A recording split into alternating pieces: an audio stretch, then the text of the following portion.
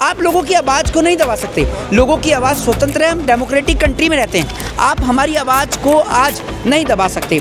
बड़ी बात यह है कि आप आईटी एक्ट के तहत आप चैनल्स को बंद कर देते हैं, सिर्फ उन चैनल्स को जो सरकार के खिलाफ बोलते हैं, सरकार के खिलाफ दिखाते हैं। जब आप सोशल मीडिया को खोल कर देखेंगे तो सुबह से शाम तक आपको ऐसे कई हज़ार नहीं लाखों की संख्या में लोग नज़र आ जाएंगे जो पूरे देश और समाज में नफरत फैलाने का काम करते हैं।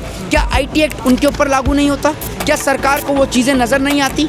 किस तरीके से फिल्मों के ज़रिए पूरे देश के अंदर नफरत का जहर घोला जाता है? आप मुझे ये बताइए कि अगर हमें सरकार के खिलाफ प्रदर्शन करना हो तो हमें सरकार से परमिशन लेनी पड़ती है। हम सरकार के खिलाफ बोल नहीं सकते, सरकार के खिलाफ लिख नहीं सकते। नेशनल मीडिया इस बात से डरती है कि अगर सरकार के खिलाफ दिखाया तो विज्ञापन मिलने बंद हो जाएंगे।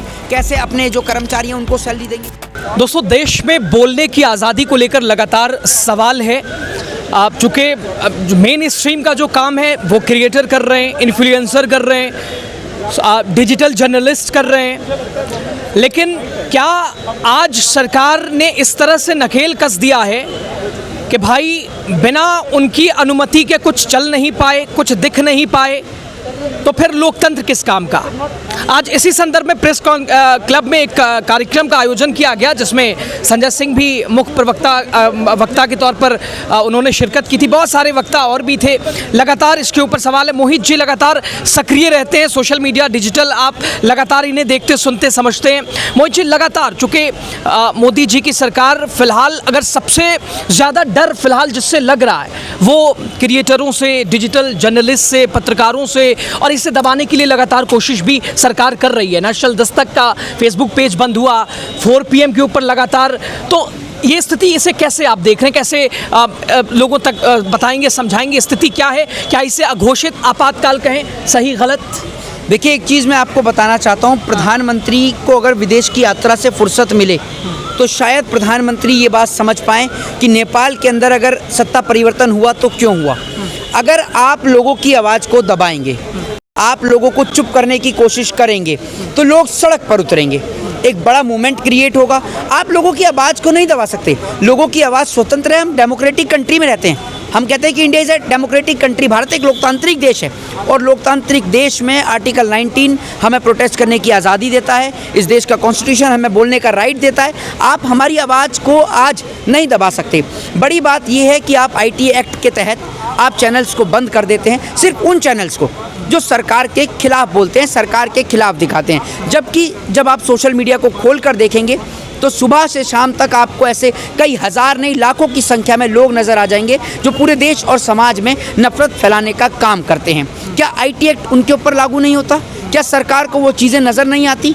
किस तरीके से फिल्मों के ज़रिए पूरे देश के अंदर नफरत का जहर घोला जाता है? क्या वो सरकार को नज़र नहीं आता?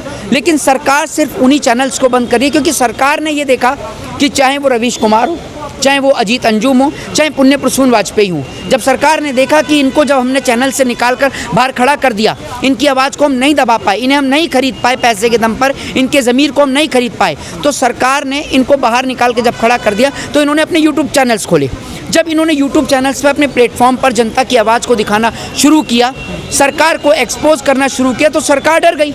सरकार ने सोचा कि भाई अब हम क्या करें, हमने नेशनल चैनल से तो इनको बाहर निकाल दिया, बट इनकी आवाज़ को कैसे रोकें? तो सरकार आईटी एक्ट लेकर आई।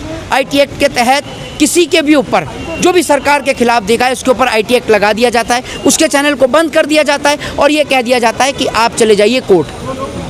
अब कोर्ट के अंदर केसेस चलते हैं, एक लॉन्ग प्रोसीजर है कोर्ट का। आप उस लॉन्ग प्रोसीजर के तहत आप ये सोचिए कि वो डिसीजन सालों साल तक नहीं आता, कई साल तक नहीं आता। ये आप जो कह रहे हैं, भारत के अंदर मैं ये कहना चाहूँगा कि भारत के अंदर आज अघोषित इमरजेंसी है।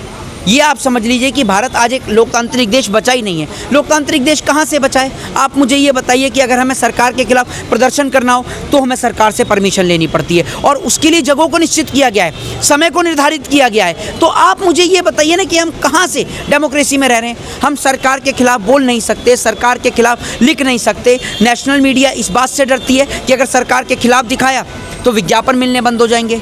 कैसे अपने जो कर्मचारी हैं उनको सैलरी देंगे? एक बड़ा सवाल है आज मीडिया के सामने पत्रकारिता का। और हमारे यहाँ पर अब 15 दिन के लिए जो सुझाव मांगा गया है, चूँकि जो चाह रही है सरकार कर ही रही है, तो फिलहाल अब जो बेचारे बहुत सारे लोगों का रोज़गार भी चल रहा है उसके ऊपर भी सवाल है।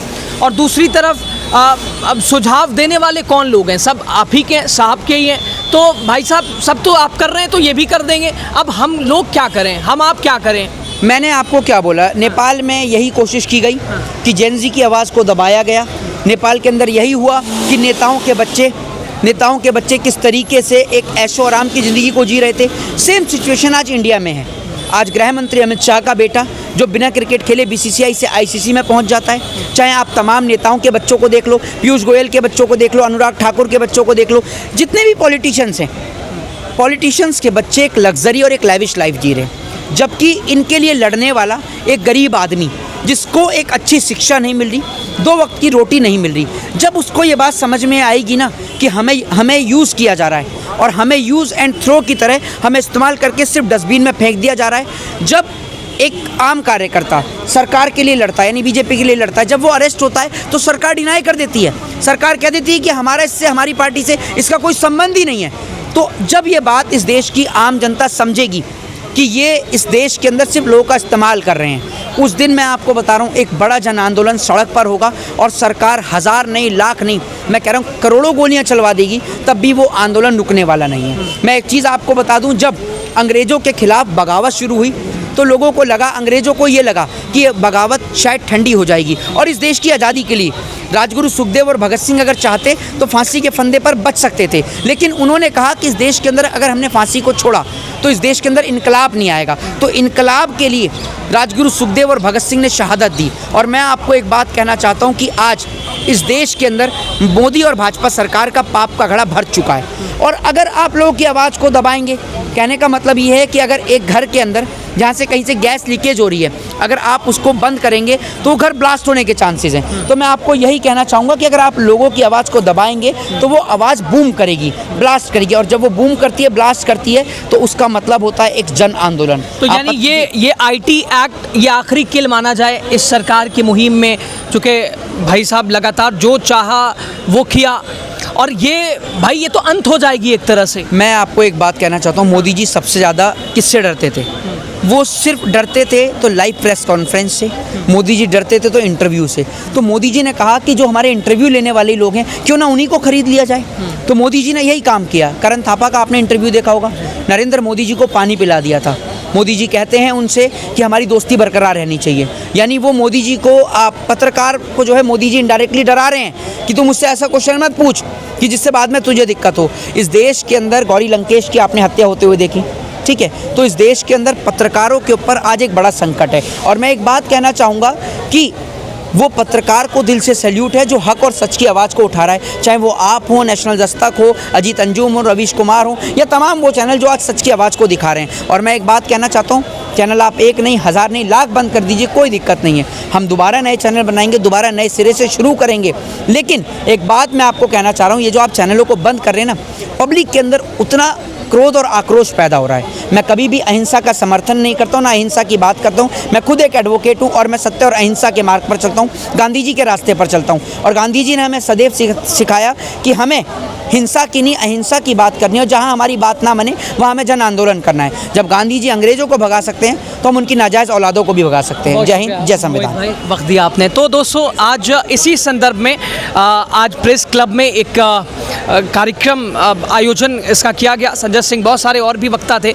मकसद यही था कि आखिर मोदी सरकार इन डिजिटल जर्नलिस्टों से घबराई क्यों है, परेशान क्यों है, लगातार दबाने की। लेकिन दूसरी तरफ लोग कह रहे हैं ये आखिरी किल साबित होगा, ये ऐसा है भाई साहब अंत हो जाएगी, ये बोलने की आज़ादी, संविधान को तार तार करने, भाई साहब देश की सरकार का विरोध, मतलब ये तो लोकतंत्र हमें इजाज़त देता है सवाल पूछना, आज उस पर सवाल है। तो अभी से आप क्या कहेंगे, आपकी राय जो भी हो ज़रूर आप बताइएगा। बहुत शुक्रिया। आप लोगों की आवाज़ को नहीं दबा सकते, लोगों की आवाज़ स्वतंत्र है, हम डेमोक्रेटिक कंट्री में रहते हैं। आप हमारी आवाज़ को आज नहीं दबा सकते। बड़ी बात यह है कि आप आईटी एक्ट के तहत आप चैनल्स को बंद कर देते हैं, सिर्फ उन चैनल्स को जो सरकार के खिलाफ बोलते हैं, सरकार के खिलाफ दिखाते हैं। जब आप सोशल मीडिया को खोल कर देखेंगे तो सुबह से शाम तक आपको ऐसे कई हज़ार नहीं, लाखों की संख्या में लोग नज़र आ जाएंगे जो पूरे देश और समाज में नफरत फैलाने का काम करते हैं। क्या आईटी एक्ट उनके ऊपर लागू नहीं होता? क्या सरकार को वो चीज़ें नज़र नहीं आती?